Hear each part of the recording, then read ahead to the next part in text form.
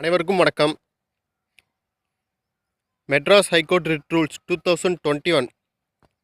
இந்த ரூல் தான் பார்த்தீங்க அப்படின்னா, ரிட் பெட்டிஷன் வந்து என்னென்ன மாதிரி ஃபார்மேட்டில் இருக்கணும், அஃபிடவிட் என்ன மாதிரி இருக்கணும், அந்த ரிட் பெட்டிஷன் வந்து 14% ஆஜராவங்க என்னென்ன மாதிரி வைக்கணும் அப்படின்னு சொல்லிட்டு சொல்லக்கூடியது இந்த ரூல்ஸ் தான். இந்த ரூல்ஸில் 18 பார்த்தீங்க அப்படின்னா சில கேட்டகரிஸ் கொடுத்துருப்பாங்க. நம்ம ஃபைல் பண்ணக்கூடிய ரிட்டு எந்த கேட்டகரிஸில் வரும்னு சொல்லிட்டு அவங்க சொல்லியிருப்பாங்க. இப்போ அந்த கேட்டகரியில் பார்த்தீங்க அப்படின்னா நம்ம எஜுகேஷனை பற்றி தான் நம்ம பார்க்க போகிறோம். அந்த எஜுகேஷனில் வந்து நம்ம இங்கிலீஷ் அதை பற்றி நம்ம பார்க்க போகிறோம். கவர்மெண்ட் ஸ்கூல்லையும் சரி, ப்ரைவேட் ஸ்கூல்லையும் சரி, நமக்கு வந்து 1ஆவதுலேருந்து 12ஆவது வரையுமே நம்ம இங்கிலீஷ் சொல்லித்தராங்க. நம்ம அதை படிச்சுட்டு தான் வரோம். இருந்தாலும் நம்மளால் வந்து ஃப்ளூயண்ட்டாக பேச முடியல. இது யாரோட தப்பு? இது எப்படி தான் நம்ம சரி செய்கிறது? அதை பற்றி தான் இந்த வீடியோ ஃபுல்லுமே இருக்க போகுது. இப்போ ஃபஸ்ட்டு நம்ம டீச்சர்ஸ் எப்படி வந்து அப்பாயின்மெண்ட் பண்ணுறாங்க, இந்த இங்கிலீஷ் சப்ஜெக்டில் எப்படி என்ன பண்ணுறாங்கன்னு சொல்லிட்டு பார்க்கலாம். நம்ம அதை ரெண்டாக பிரிச்சிடலாம். நம்ம தமிழ்நாடு ஸ்டேட்டில் என்ன நடக்குது, சென்ட்ரல் கவர்மெண்ட் அவங்க எப்படி அப்பாயின்மெண்ட் பண்ணுறாங்கன்னு சொல்லிட்டு பார்க்கலாம். நம்ம தமிழ்நாட்டில் பார்த்தீங்க அப்படின்னா டிஆர்பி டெட் இந்த எக்ஸாம் எழுதி தான் அவங்க வராங்க. ஆனால் இந்த எக்ஸாம் பார்த்தீங்க அப்படின்னா ஒன்லி எழுத்து தேர்வாக தான் இருக்குது. ரிட்டன் எக்ஸாம் மட்டும்தான் இருக்குது. அவங்களுடைய அந்த இங்கிலீஷ் நாலேஜை வந்து டெஸ்ட் பண்ணக்கூடியது, அதாவது எப்படி பேசுகிறாங்க, அவங்களால ஃப்ளூயண்ட்டாக பேச முடியுதா அப்படின்னு சொல்லிட்டு எந்த விதமான இன்டர்வியூ வைக்கிறது கிடையாது. ஒரு மாடல் கிளாஸஸ் வந்து அரேஞ்ச் பண்ணுறது கிடையாது. ஆனால் சென்ட்ரல் கவர்மெண்ட் எக்ஸாமில் பார்த்தீங்க அப்படின்னா மாடல் கிளாஸ் இருக்குது. அவங்களுடைய இன்டர்வியூ வைக்கிறாங்க. ஸோ இதுதான் நடைமுறை. இந்த நடைமுறை வந்து என்ன விதமான பிரச்சனை ஏற்படுத்துதுன்னு பார்த்தீங்க அப்படின்னா, நம்ம ஒரு மொழியை வந்து எப்படி கற்றுக்குறோம்? நம்ம ஒரு குழந்தைய பிறந்ததுக்கப்புறம் அம்மா அப்பா என்ன பேசுகிறாங்க, நம்ம சுற்றி இருக்கவங்க எப்படி பேசுகிறாங்க, அவங்களோட வாய் அசைவு இதெல்லாம் பார்த்து தான் ஒரு குழந்தைய வந்து அந்த லாங்குவேஜை வந்து லேர்ன் பண்ணிக்குது. அப்போ நம்ம ஒரு லாங்குவேஜ் ஸ்கூலில் போய் கற்றுக்குறோம் அப்படின்னா நமக்கு எடுத்தோடனே நமக்கு சொல்லித்தரது வந்து எழுத்து தான், ரிட்டன் தான் சொல்லித்தராங்க. கடைசி வரையுமே நம்ம அதை தான் ஃபாலோ பண்ணுறோமே. ஸ்கூல் லெவலில் யாரும் பேசி பழகிறதே கிடையாது. அதனால் பார்த்தீங்க அப்படின்னா நம்மளால் வந்து ஃப்ளூயண்ட்டாக இங்கிலீஷை வந்து பேச முடியல. என்ன தான் நம்ம மைண்டில் வந்து நிறைய வார்த்தைகள் இருந்தாலுமே நம்ம ஃப்ளூயண்ட்டாக பேச முடியல. ஏன்னா நமக்கு பேசி பழக்கிறதே கிடையாது. நமக்கு சொல்லித்தரக்கூடிய அந்த டீச்சர்ஸும் பார்த்தீங்க அப்படின்னா அந்த சப்ஜெக்டில் நான் அவங்க ஃப்ளூயண்ட்டாக பேசுகிறாங்களா இல்லையா அப்படிங்கிற டெஸ்ட்டை வந்து நான் இங்கே வந்து சொல்ல விரும்பலை. அவங்க ஃப்ளூயண்ட்டாக பேசினாங்க அப்படின்னா அவங்கள பார்த்து எல்லா ஸ்டூடெண்ட்டும் பேச முடியும் அப்படிங்கிறத நான் சொல்கிறேன். ஏன்னா லாங்குவேஜோட அடிப்படையே நம்ம பேசணும், பேசி கற்றுக்கணும். அதுதான் லாங்குவேஜ் கற்றுக்கிறதுக்கான அடையாளமே. வெறும் எழுதிட்டு ரிட்டனில் மட்டும் எழுதிட்டு போகிறது அது வேஸ்ட், கற்றுக்கிறதே வேஸ்ட்டு. சரி, ஓகே, நம்ம எங்கே தப்புன்னு கண்டுபிடிச்சாச்சு. டீச்சர்ஸை வந்து அப்பாயின்மெண்ட் பண்ணும் போதே அவங்களுக்கு அந்த மாதிரி இன்டர்வியூ நடத்தி, மாடல் கிளாஸஸ் நடத்தி, இங்கிலீஷ் நாலேஜ் அவங்களுக்கு ஃப்ளூயண்ட்டாக அவங்களால பேச முடியுதா அப்படின்னு சொல்லிட்டு டெஸ்ட் பண்ணணும். அப்படி எந்த விதமான டெஸ்ட்டும் பண்ணுறதில்ல. அதுதான் பிரச்சனை அப்படின்னு சொல்லிட்டு நம்ம கண்டுபிடிச்சிட்டோம். இப்போ நீங்கள் டீச்சர்கிட்ட போய், மேம் நீங்கள் ஃப்ளூயண்ட்டாக இங்கிலீஷில் கிளாஸில் பேசுங்க மேம், ஒரு 1 hour பேசுங்க மேம், ஸ்டூடெண்ட்ஸ்க்கு எந்த விதமான எப்படி பேசுனா அவங்க வந்து அவங்களால புரிஞ்சுக்க முடியும், அவங்களும் பேசி பழகிறதுக்கான வாய்ப்பு எப்படி அமையும்னு சொல்லிட்டு நீங்கள் யோசிச்சு அந்த மாதிரி பேசுங்க மேம் அப்படின்னு சொல்லிட்டு நம்ம அவங்கள்ட்ட போய் சொன்னாலுமே அவங்க என்னம்பாங்க, என்ன அப்பாயின்மெண்ட் பண்ணும்போது எனக்கு வச்ச டெஸ்ட்லேயும் இந்த விதமான கண்டிஷன் அப்படிலாம் எதுவுமே கிடையாது, உங்கள் சிலபஸ்லேயும் அப்படி கிடையாது அப்படின்னு சொல்லிட்டு ஒரே வார்த்தையில் சொல்லிட்டு போயிடுவாங்க. சிலபஸில் தான் நமக்கு கிடையாதுன்னு தெரிஞ்சாச்சு. இப்போ நம்ம சிலபஸை வந்து அதுக்கு தகுந்த மாதிரி மாற்ற சொல்லலாம். அதுக்கு நம்ம கோர்ட்டுக்கு போகிறோன்னு வைங்களேன். கோர்ட்டு கண்டிப்பாக வந்து இப்படி சொல்கிறதுக்கான வாய்ப்பு அதிகமாக இருக்கும். என்னென்னு பார்த்தீங்க அப்படின்னா, இது வந்து அட்மினிஸ்ட்ரேஷன் லெவலில் பண்ணக்கூடிய ஒரு பிரச்சனை. அட்மினிஸ்ட்ரேஷன் மட்டும்தான் இது சரி செய்ய முடியும். கோர்ட்டு அதுக்கான டைரக்ஷன் கொடுக்க முடியாது அப்படின்னு சொல்கிறதுக்கான வாய்ப்புகள் அதிகமாக இருக்குது. மாதிரி உங்களால் பார்த்தீங்க அப்படின்னா டீச்சர் அந்த டிஆர்பி டெட் எக்ஸாம் இதுலேயும் பார்த்தீங்க அப்படின்னா சேஞ்ச் பண்ணி இன்டர்வியூ வைக்கணும், அந்த மாடல் கிளாஸஸ் வந்து அரேஞ்ச் பண்ண சொல்லுங்கள் அப்படின்னு சொல்லிட்டும் நீங்கள் கோர்ட்டுக்கிட்ட டைரக்ஷன் வாங்க முடியாது. ஆனால் நம்ம பின்னாடி இந்த ரூல்ஸில் பார்ப்போம். அதில் பார்த்தீங்க அப்படின்னா ஒரு கமிட்டி ஃபார்ம் பண்ணுவாங்க. ஒரு 9 members இருப்பாங்க. அந்த கமிட்டி வந்து பார்த்தீங்க அப்படின்னா கமிட்டி ப்ளஸ் டீச்சர்ஸும் பார்த்தீங்க அப்படின்னா சிலபஸ் வந்து இப்போ நடைமுறை காலத்துக்கு ஏற்ற மாதிரி இருக்குதா இல்லையான்னு சொல்லிட்டு அவங்க வந்து ரிசர்ச் பண்ணுவாங்க. அந்த சிலபஸை மாற்றக்கூடிய பவர் பார்த்தீங்க அப்படின்னா அந்த கமிட்டிகிட்ட இருக்குது, டீச்சர்ஸ் கையிலையும் இருக்குது. நம்ம அதை பின்னாடி பார்ப்போம். இங்கிலீஷ் மீடியம் சொல்லிட்டு சில ப்ரைவேட் ஸ்கூல்ஸ் வந்து நடத்துவாங்க. அந்த எல்லா ப்ரைவேட் ஸ்கூல்லையும் பார்த்தீங்க அப்படின்னா இந்த மாதிரி இங்கிலீஷ் வந்து அவங்களால ஃப்ளூயண்ட்டாக பேசக்கூடிய அந்த டீச்சர்ஸ் வந்து அப்பாயின்மெண்ட் பண்ணுறது கிடையாது. ஒரு சில ஸ்கூல்ஸில் மட்டும்தான் இந்த மாதிரி அப்பாயின்மெண்ட் பண்ணுறாங்க. நான் சில ப்ரைவேட் ஸ்கூல்ஸ் வந்து கேள்விப்பட்டிருக்கேன். அந்த ஸ்கூலில் பார்த்தீங்க அப்படின்னா அந்த இங்கிலீஷ் பேசக்கூடிய அந்த ஒரு டீச்சர்ஸ் வந்து தனியாகவே பிரிட்டிஷ்லேருந்து கூட அவங்க வந்து அப்பாயின்மெண்ட் பண்ணுவாங்களாமா. ஏன்னா அவங்களோட இந்த லாங்குவேஜ் வந்து ஸ்கில் வந்து நம்ம இந்தியன்ஸோட கம்பேர் பண்ணும்போது அவ்வளோ ஃப்ளூயண்ட்டாக இருக்கும். அதனால் பார்த்தீங்க அப்படின்னா அங்கேருந்து கூட அவங்கள வந்து அப்பாயின்மெண்ட் பண்ணுறாங்க அப்படின்னு சொல்லிட்டு நான் கேள்விப்பட்டிருக்கேன். எல்லாம் ஓகே. நம்ம வந்து கவர்மெண்ட் ஸ்கூலில் இந்த சேஞ்ச் ஏற்படுத்திட்டோம் அப்படின்னா அது யாருக்கு பாதிப்புன்னு பார்த்தீங்கன்னா நம்ம ப்ரைவேட் ஸ்கூலுக்கு தாங்க பாதிப்பு. ஏன்னா இந்த மாதிரி ஒரு சில ஆஃபர்ஸ் வந்து நம்ம வந்து கம்பேர் டு கவர்மெண்ட் ஸ்கூலை விட ப்ரைவேட் ஸ்கூலில் வந்து கொஞ்சம் குவாலிட்டியாக இருக்கும், நல்லா இருக்கும்னு சொல்லிட்டு தான் பேரண்ட்ஸ் கொண்டு எவ்வளோ காசாக இருந்தாலும் பரவாயில்ல, என் பையன் இல்லை என் பொண்ணு ப்ரைவேட் ஸ்கூலில் படிக்கட்டும் அப்படின்னு கொண்டுட்டு தான் கொண்டு சேர்க்குறாங்க. அப்போ நம்ம கவர்மெண்ட் ஸ்கூல்லையே இந்த விதமான இது சேஞ்ச் ஏற்படுத்திட்டோம் அப்படின்னா ப்ரைவேட் ஸ்கூலுக்கு வந்து கொண்டு போய் சேர்க்கக்கூடிய அந்த ஆளுங்களோட எண்ணிக்கை வந்து குறைஞ்சி போயிடும். அதனால் பார்த்தீங்க அப்படின்னா அவங்களால அதிகமாக கல்லா கட்ட முடியாது. நம்மளாலேயே வந்து இதுதான் பிரச்சனை அப்படின்னு சொல்லிட்டு ஈஸியாக சொல்லிட முடியுது. ஆனால் கவர்மெண்ட்டுக்கு இத்தனை நாளாக அதை பற்றி தெரியாமல் இருக்குமா? ஏன் கவர்மெண்ட் எடுத்து இதை வந்து சரி பண்ணல அப்படின்னு கேட்டிங்கன்னா, இந்த எலெக்ஷன் டைம்னு ஒன்று வரும்ல, அப்போ பார்த்தீங்கன்னா அந்த எலெக்ஷனுக்கு தேவையான நிதி எல்லாமே யார் ஒதுக்குவா? நீங்கள் கொடுப்பீங்களா? இல்லை கவர்மெண்ட் ஸ்கூல் ஒர்க் பண்ணக்கூடிய அந்த டீச்சர்ஸ் கொடுப்பாங்களா? ப்ரைவேட்டு தான் கொடுக்கும்.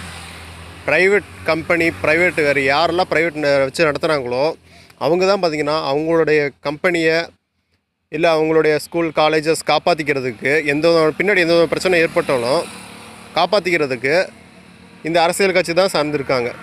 அதனால் அதுக்கு தேவையான ஃபண்டு எல்லாமே இவங்க தான் ஒதுக்குவாங்க. அப்போ ப்ரைவேட் ஸ்கூல் நல்லா நடந்தால் தான் ஒரு கவர்மெண்ட் பார்ட்டி வந்து நல்லா நடக்கும். அப்படிங்கும் போது எப்படி கவர்மெண்ட் இந்த சேஞ்சஸ் வந்து ஏற்படுத்துவாங்க? அதனால தான் இவ்வளோ நாளாக அந்த சேஞ்ச் வந்து ஏற்படாமையே இருக்குது. சரி, ஓகே.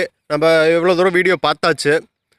ஆரம்பத்துலேருந்து இங்கிலீஷ்லன்ட்டே இருக்கியாடா, அந்த ஒரு சப்ஜெக்ட் தானே, அதை தவிர்த்து மீதி எல்லா சப்ஜெக்ட்டும் நல்லா இருக்குமே, அதை விட்டுறலாமே அந்த சப்ஜெக்டை அப்படின்னு சொல்லிட்டு கண்டிப்பாக நீங்கள் எல்லாமே கேட்பீங்க. அந்த ஒரு சப்ஜெக்ட் தாங்க இருக்கலே ரொம்ப முக்கியமானது. அடுத்து உங்கள் பசங்க வேலைக்கு போனாலும் சரி, இல்லை வெளிநாடு போனாலும் சரி, இல்லை அதர் ஸ்டேட்டுக்கு போனாலும் சரி, இந்த இங்கிலீஷ் பார்த்தீங்க அப்படின்னா ஒரு யூனிவர்சல் லாங்குவேஜ். எங்கே போனாலுமே அவங்க வந்து ஈஸியாக சர்வைவ் பண்ணக்கூடியதுக்கு ஹெல்ப் பண்ணக்கூடியது இந்த இங்கிலீஷ் தான்.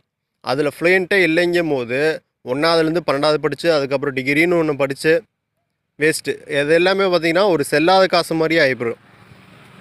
நமக்கு ஏதோ ஒரு ப்ராப்ளம் இருக்குது அப்படின்னா நம்ம கடைசியாக போய் நிற்கக்கூடிய ஒரு இடம் கோர்ட்டுக்கு தான் போய் நிற்போம்.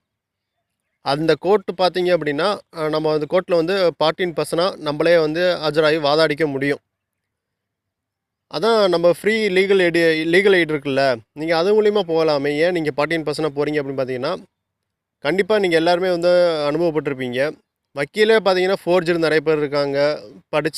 படிக்காமல் வீட்டில் இருந்துக்கிட்டே டிகிரி சர்டிஃபிகேட் வாங்கிக்கூடிய ஆளுங்க, முறையாக படித்தாலுமே சில பேர் ஏமாற்றக்கூடிய ஆளுங்க, இந்த மாதிரி நிறைய பேர் இருப்பாங்க. அப்போ பார்ட்டின் பர்சனாக நீங்களே வந்து போய் வாதாடிக்க முடியும். இருந்தாலும் ஹைகோர்ட்டில் பார்த்தீங்க அப்படின்னா அதோட கோர்ட் லாங்குவேஜாக இங்கிலீஷ் தான் வச்சுருக்காங்க.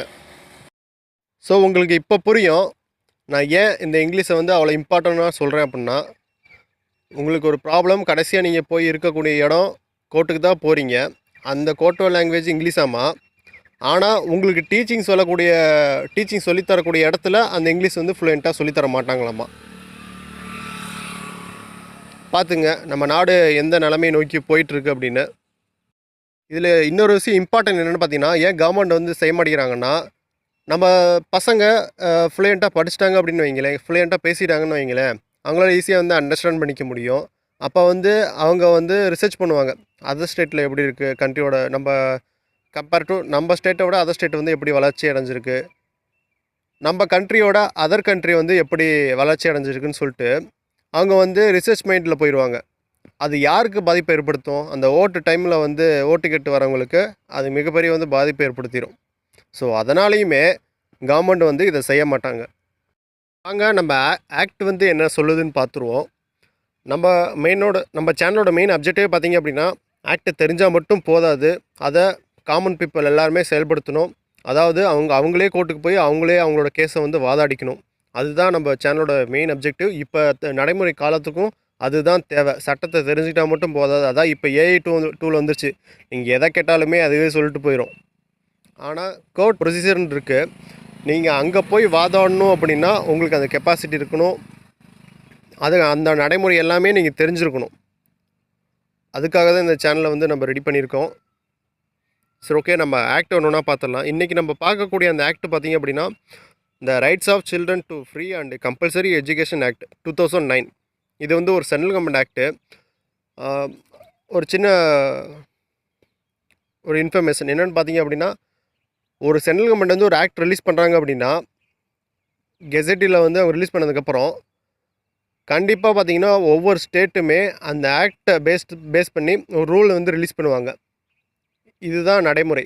அந்த ரூலில் தான் பார்த்தீங்க அப்படின்னா அந்த ஆக்டை அந்த ஆக்டில் சொல்லக்கூடிய எல்லா விஷயமே அந்த ஸ்டேட்டில் வந்து எப்படி வந்து அப்ளை பண்ண போகிறாங்க, அதுக்கு யார் யாரெல்லாம் அத்தாரிட்டியாக வச்சுருக்காங்க அப்படின்னு சொல்லிட்டு அந்த ரூல்ஸில் வந்து தெளிவாக சொல்லியிருப்பாங்க. நம்ம அந்த ரூல்ஸை வந்து பின்னாடி பார்ப்போம். இப்போ இந்த ஆக்டில் பார்த்துருவோம். இப்போ இந்த ஆக்டை வந்து நம்ம எதுக்கு பார்க்கணும்னு பார்த்தீங்க அப்படின்னா, நான் இவ்வளோ நேரம் சொல்லிகிட்டு இருந்தேன்ல, அந்த ஃப்ளூயண்ட்டாக இங்கிலீஷ் ஸ்டூடெண்ட்டை வந்து டீச்சர்ஸ் போய் பேசினா தான் அந்த பேச்சு திறமை வந்து அவங்களுக்கு இன்னும் அதிகரிக்கும். அப்போ இந்த ஆக்டில் வந்து அதுக்கான வழிகள் இருக்கா அப்படின்னு சொல்லிட்டு தான் நம்ம பார்க்க போகிறோம். இந்த ஆக்டில் நம்ம லைன் பை லைனாக எதையும் பார்க்க போகிறது கிடையாது. நம்ம வந்து இம்பார்ட்டன்ட் செக்ஷன் மட்டும்தான் நம்ம பார்க்க போகிறோம். இது வந்து நம்ம செக்ஷன் இப்போ 24 பார்ப்போம். இதில் டீச்சர்ஸோட டியூட்டிஸ் பற்றி சொல்லியிருப்பாங்க. அந்த டியூட்டிஸில் பார்த்தீங்க அப்படின்னா அந்த கிளாஸ் டி பாருங்கள். இந்த டியில் தான் பார்த்தீங்க அப்படின்னா assess the learning ability of each child. இதை வந்து நம்மளுடைய ப்ராப்ளத்துக்கு எப்படி அப்ளை பண்ண போகிறோம், அவங்க வந்து அசஸ்மெண்ட் எடுக்கணும். எதை சம்மந்தமாக, ஸ்டூடெண்ட்ஸோட அந்த எபிலிட்டி. இப்போ எபிலிட்டிங்கிறத வந்து நம்ம இங்கிலீஷ் சப்ஜெக்ட் கொண்டு வந்து வைப்போம். இங்கிலீஷ் சப்ஜெக்ட் வந்து படிக்கிறாங்க, ரைட்டு, அவங்களும் ஃப்ளூயண்ட்டாக பேச முடியுதா, ஏன் பேச முடியல அப்படின்னு சொல்லிட்டு அந்த அசஸ்மெண்ட் எடுக்கக்கூடிய அந்த பொறுப்பு யார்கிட்ட இருக்குது, அந்த டியூட்டி யாரோடது, ஒவ்வொரு டீச்சரோடையது. அதை தான் நம்ம வந்து அப்ளை பண்ண போகிறோம். நம்ம அதை பேஸ்ட் பண்ணி தான் டிராஃப்ட் ரெடி பண்ண போகிறோம். அதாவது கேஸ் பொதுநல வழக்காக நம்ம ஃபைல் பண்ணுறோம் அப்படிங்கும்போது இதை பேஸ் பண்ணி தான் நம்ம வந்து டிராஃப்ட் ரெடி பண்ணுவோம். அடுத்தது நம்ம பார்க்கக்கூடியது பார்த்திங்க அப்படின்னா செக்ஷன் 29. இந்த செக்ஷன் 29ல் நம்ம சப்கிளாஸ் 2 அதுக்கு கீழே ஒரு 3 கிளாஸஸ் பார்ப்போம். என்னென்ன கிளாஸஸ் பார்த்திங்க அப்படின்னா கிளாஸ் ஏ, அடுத்து பார்த்திங்கன்னா கிளாஸ் சி, அடுத்து கிளாஸ் எஃப். நம்ம ஃபஸ்ட்டு கிளாஸ் எஃப்பை பார்த்துருவோம். இந்த கிளாஸ் எஃப்பில் தான் அவங்க வந்து மீடியம் சொல்லியிருப்பாங்க. அதாவது ஒரு ஸ்டூடெண்ட் வந்து இங்கிலீஷ் மீடியத்தில் கொண்டு சேர்த்துட்டிங்க அப்படின்னா அவங்களோட முடிஞ்ச அளவு வந்து அவங்களுடைய மதர் டங்கில் தான் வந்து சொல்லித்தரணும் அப்படின்னு சொல்லிட்டு எவ்வளோ தூரம் பாசிபிள் இருக்கோ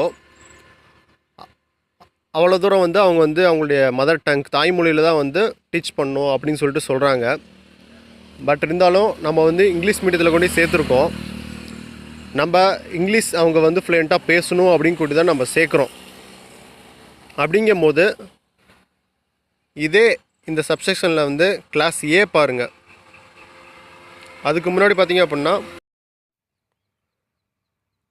இந்த கிளாஸ் சி, இதில் பார்த்தீங்க அப்படின்னா ஒவ்வொரு சைல்டோட அவங்களுடைய அந்த டேலண்ட்டையும் நாலேஜையும் அதே மாதிரி இந்த சப்ஜெக்டில் வந்து அவங்க வந்து எவ்வளோ வந்து பொட்டன்ஷியலாக வந்து இருக்காங்க அப்படின்னு சொல்லிட்டு யார் வந்து அதெல்லாம் வாட்ச் பண்ணணும் பார்த்தீங்க அப்படின்னா அந்த அகாடமிக் அத்தாரிட்டி அவங்க தான் வந்து வாட்ச் பண்ணணும். ஸோ ஸ்டூடெண்ட்ஸ்க்கு வந்து அவங்களுடைய மதர் டங்கில் டீச் பண்ணுறதை பற்றி இந்த செக்ஷனில் சொல்லியிருந்தாலும் அவங்களோட டேலண்ட்டை இன்க்ரீஸ் பண்ணுறதுக்கு அந்த சப்ஜெக்டில் இருக்கக்கூடிய டேலண்ட்டை வந்து இன்க்ரீஸ் பண்ணுறதுக்கும் கன்சிடர் பண்ணணுன்னு சொல்லிட்டு இந்த செக்ஷனில் சொல்கிறாங்க. அதே மாதிரி பார்த்திங்கன்னா கிளாஸ் ஏல பாருங்கள், கான்ஸ்டியூஷனை பற்றி சொல்லியிருப்பாங்க. அப்போ இந்த கான்ஸ்டியூஷன் பார்த்திங்க அப்படின்னா கான்ஸ்டியூஷனில் வந்து நம்ம மெயினாக வந்து சில ஆர்டிகல்ஸ் பார்க்கலாம்.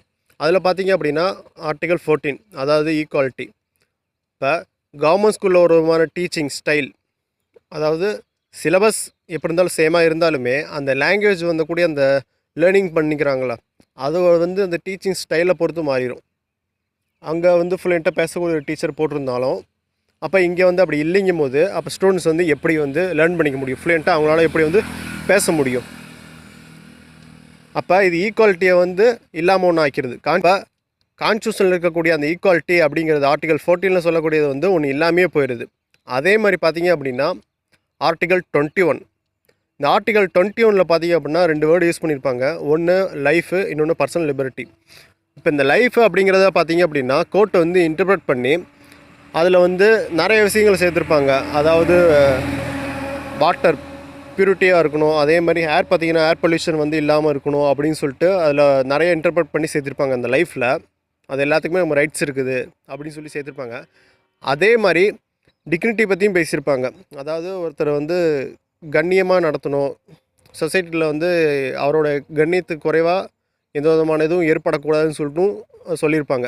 அப்போ ஒரு ஸ்டூடெண்ட் வந்து அவங்களால ஃப்ளூயண்ட்டாக பேச முடியல அப்படிங்கும்போது அவங்களுடைய ஒர்க்கு வந்து அவங்களுக்கு கிடைக்காம போயிடும். அவங்க எந்த இடத்துல போய் வேலை செய்யணும்னு ஆசைப்பட்றாங்களோ அந்த இடத்துக்கு அந்த அந்த ஆப்பர்ச்சுனிட்டி வந்து அவங்களுக்கு இல்லாமல் போயிடும். அதே மாதிரி நீங்கள் வேறு எங்கே போனாலும் பார்த்தீங்க அப்படின்னா சர்வே பண்ண முடியாது அந்த லாங்குவேஜ் இல்லாமல். ஏன்னா இப்போ இங்கிலீஷ் தான் பார்த்திங்க அப்படின்னா யூனிவர்சல் லாங்குவேஜாக இருக்குது. நீங்கள் எந்த நோட்டிஃபிகேஷன் கவர்மெண்ட்லேருந்து எந்த ஒரு ஆர்டர் பாஸ் பண்ணாலுமே, சென்ட்ரல் கவர்மெண்ட் அதே மாதிரி கோர்ட்டுக்கு போனாலும் சரி, இது எல்லா இடத்துலையும் பார்த்திங்க அப்படின்னா இங்கிலீஷ் வந்து ஒரு முக்கியமான ஒரு அங்கம் வகிக்குது. அப்படிங்கும்போது அவன் வந்து எல்லா இடத்துலையும் வந்து பார்த்திங்க அப்படின்னா அவனோட டிக்னிட்டி வந்து அவனுக்கு இல்லாமல் போயிடும்.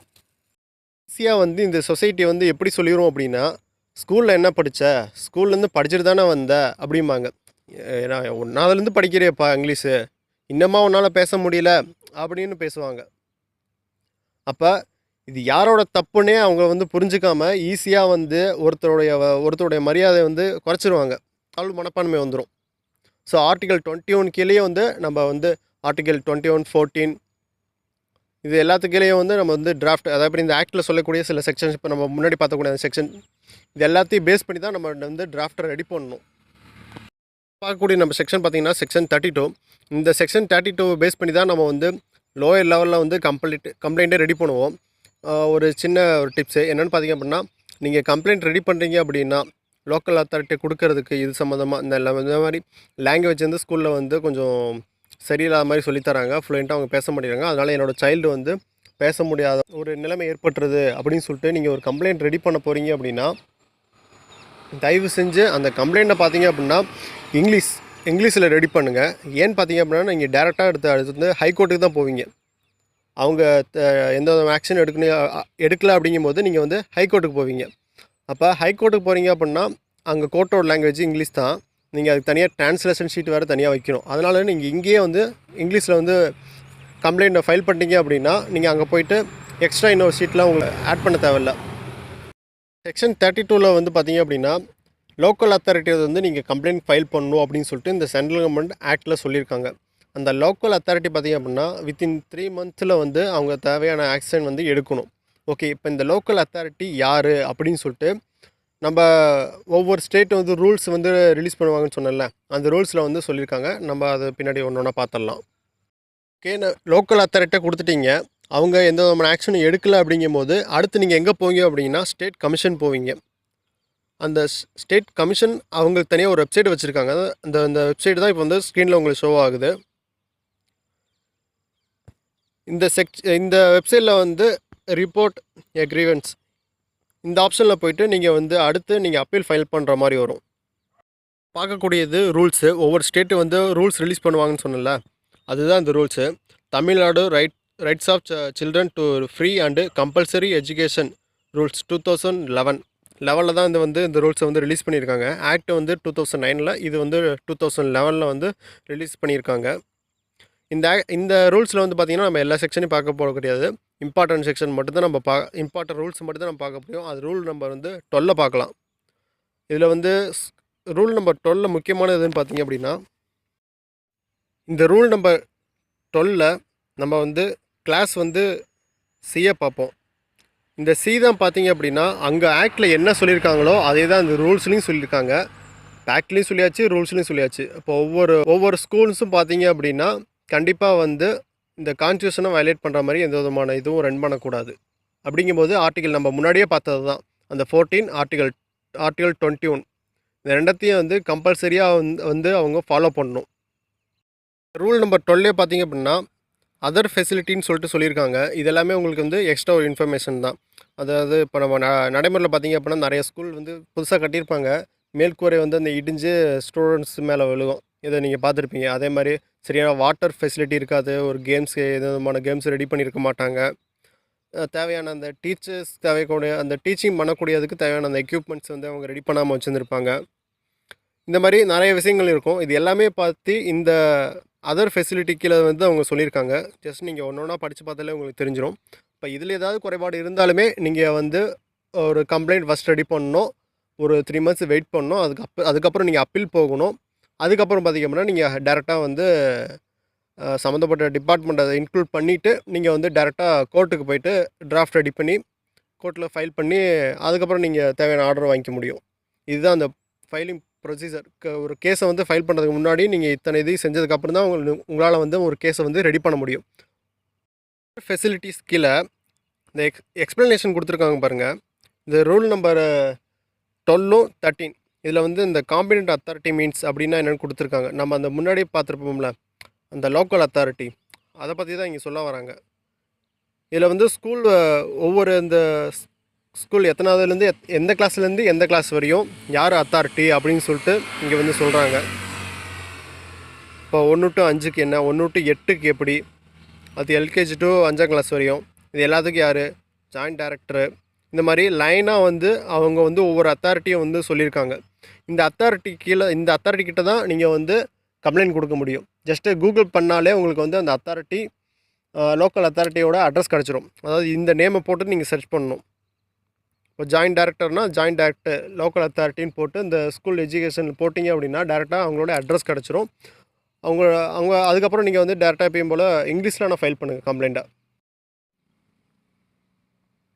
இது அதுக்கடுத்த அத்தாரிட்டி ஒரு 6 கொடுத்துருக்காங்க. மொத்தம் 6 அத்தாரிட்டி கொடுத்துருக்காங்க.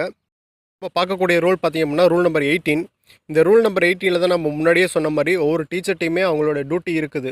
நம்மளுடைய வரி பணத்தை தான் அவங்க வந்து சம்பளமாக வாங்கிட்டு அந்த சீட்டில் உட்காந்துருக்காங்க. எவ்வளவோ சம்பளம் வந்து அவங்களுக்கு கொடுக்குறாங்க. அதுவும் பத்தாதுன்னு இன்னும் போராட்டம் வேறு நடத்துகிறாங்க. அப்படிங்கும்போது நம்ம வரி பணத்தை வாங்கக்கூடிய அவங்க நம்மளுடைய குழந்தைகளுக்கு ஒரு தரமான ஒரு எஜுகேஷன் வந்து கொடுக்கணும்ல.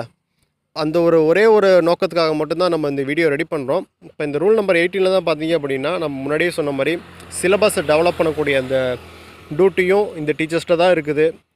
அதே மாதிரி பார்த்திங்கன்னா டெக்ஸ்ட் புக்கு அதோடைய தரத்தை வந்து உயர்த்தக்கூடிய அந்த டியூட்டியும் இந்த டீச்சர்ஸ்கிட்ட தான் இருக்குது. ஸோ இப்போ நீங்களே முடிவு பண்ணுங்கள், ஏன் ஒவ்வொரு கவர்மெண்ட் டீச்சரும் வந்து ஏன் அவங்களுடைய குழந்தைகளை வந்து இந்த கவர்மெண்ட் ஸ்கூலில் படிக்கவே கிடையாது அப்படின்னு நீங்களே முடிவு பண்ணுங்கள். இந்த ரூல் நம்பர் 18 கொடுத்தக்கூடிய அந்த டியூட்டியை மட்டும் கவர்மெண்ட் டீச்சர்ஸ் வந்து சரியாக செயல்படுத்திட்டாங்க அப்படின்னா தாராளமாக அவங்களே வந்து அவங்களுடைய குழந்தைகளை வந்து கவர்மெண்ட் ஸ்கூலில் படிக்க வைப்பாங்க. அந்த டியூட்டியை நாங்கள் செய்ய மாட்டோம், அப்படி தான் இருப்போம் அப்படிங்கிறதுக்காக தான் அவங்க வந்து அவங்களுடைய சைல்ட்ஸை வந்து இந்த மாதிரி ப்ரைவேட் ஸ்கூலில் கொண்டு போய் சேர்த்துறாங்க. வீடியோ எண்டுக்கு வந்தாச்சு. ஓவராலாக மட்டும் ஒரு வியூ பார்த்துருவோம்.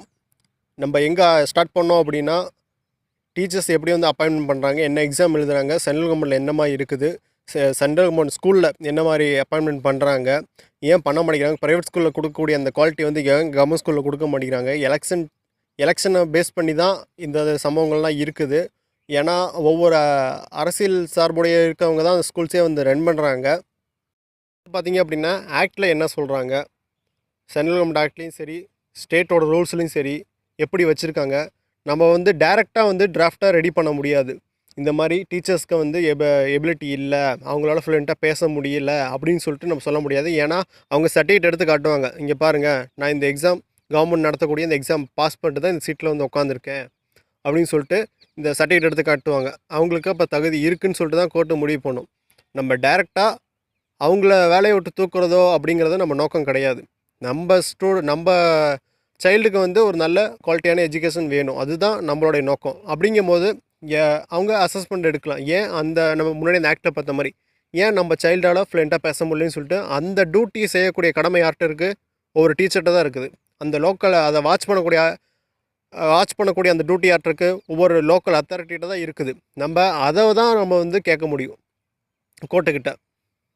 ஸோ நம்ம டிராஃப்ட் ரெடி பண்ணுறதுக்கு உங்களுக்கு கஷ்டமாக இருந்தாலும் சொல்லுங்கள், நான் வந்து உங்களுக்கு டிராஃப்ட் ரெடி பண்ணி தரேன். எல்லாமே ஃப்ரீ சர்வீஸ் தான், எந்த விதமான காஸ்ட்டும் எந்த விதமான சார்ஜஸ் எதுவுமே நான் வாங்க போகிறது கிடையவே கிடையாது. ஒவ்வொருத்தரும் வந்து கோர்ட்டுக்கு போகணும், அவங்க கோர்ட்டில் போய் வாதாடணும் அப்படிங்கிறது தான் மெயின் நோக்கமே. அதுக்காக தான் நம்ம வந்து இதை ரெடி பண்ணுறோம். வழக்கை பார்த்தீங்க அப்படின்னா நம்ம வந்து ஒரு பொதுநல வழக்காக தான் நம்ம போடணும். அப்போ தான் வந்து சரியாக இருக்கும். அதே மாதிரி தயவு செஞ்சு ஒவ்வொரு பேரண்ட்ஸும் பார்த்தீங்க அப்படின்னா அந்த ட்ராவல் போயிட்டு வரக்கூடிய நம்ம பழைய வீடியோவில் பேசியிருப்போம். நீங்கள் ஒரு கேஸ் ஃபைல் பண்ணுறீங்க அப்படின்னா கோர்ட்டுக்கு போயிட்டு வரணும், நீங்கள் ஒர்க்கை விட்டுட்டு போகணும், இதெல்லாம் பண்ணியிருப்போம். இதெல்லாம் வந்து நம்ம பேசியிருப்போம் அந்த வீடியோவிலே. இதெல்லாம் தயவு செஞ்சு நீங்கள் பெருசாக பார்க்காதீங்க. அதை நீங்கள் ஓடக்கூடிய அந்த ஓட்டம் ஒவ்வொரு நாளும் எழுந்துச்சி ஓடுறீங்க, காலைல எழுந்தோடனே ஓட ஆரம்பிச்சிடுறீங்க ரேஸில் ஓடுற மாதிரி. இதெல்லாம் யாருக்காக ஓடுறீங்க? உங்களோட குழந்தைகளோட எதிர்காலத்துக்காக தான் ஓடுறீங்க. ஆனால் அந்த எதிர்காலமே ஒன்று இல்லாமல் போக போகுது அப்படின்னா கண்டிப்பாக வந்து நீங்கள் கேஸ் ஃபைல் பண்ணி தான் ஆகணும். வேறு வழியே கிடையாது. உள்ள உங்கள் ஃப்ரெண்ட்ஸ் யாராவது மதுரை கிட்டே இருக்காங்க அப்படின்னா அவங்கள்ட்ட நீங்கள் கொடுத்தும் அந்த கேஸஸ் வந்து நீங்கள் ஃபைல் பண்ணிக்க முடியும். ஏன்னா போகிறதே ஒரு பொதுநல வழக்கு தான். அது யார் வேணால் ஃபைல் பண்ணலாம். பாதிக்கப்பட்டவங்க தான் ஃபைல் பண்ணணும் அப்படின்னு கிடையாது. யார் வேணால் ஃபைல் பண்ணலாம். கோர்ட்டுக்கு பக்கத்தால், ஹைகோர்ட்டு பக்கத்தால் எந்த விதமான டிஸ்ட்ரிக்ட் இருக்கா, அதில் யார் உங்கள் ஃப்ரெண்ட்ஸ் இருக்காங்க, ஃப்ரெண்ட்ஸ் யாராவது இருந்தாங்க அப்படின்னா அவங்க மூலியமாக நீங்கள் ஃபைல் பண்ணிக்கலாம். ஸோ தயவு செஞ்சு கேஸ் ஃபைல் பண்ணுறதுக்கு எல்லாமே ட்ரை பண்ணுவீங்கன்னு நம்புகிறேன். அப்புறம் இந்த வீடியோ முடிஞ்ச அளவு எல்லாத்துக்கும் ஷேர் பண்ணுங்கள். தயவு செஞ்சு சப்ஸ்கிரைப் பண்ணுறீங்களோ இல்லையோ லைக் பண்ணுங்கள். நீங்கள் லைக் பண்ணிங்கன்னா யூடியூப் வந்து அதிக பேருக்கு ரீச் பண்ணுறதுக்கு ஹெல்ப் பண்ணும். அவ்வளோதான். நம்ம மீண்டும் அடுத்த வீடியோவில் பார்ப்போம்.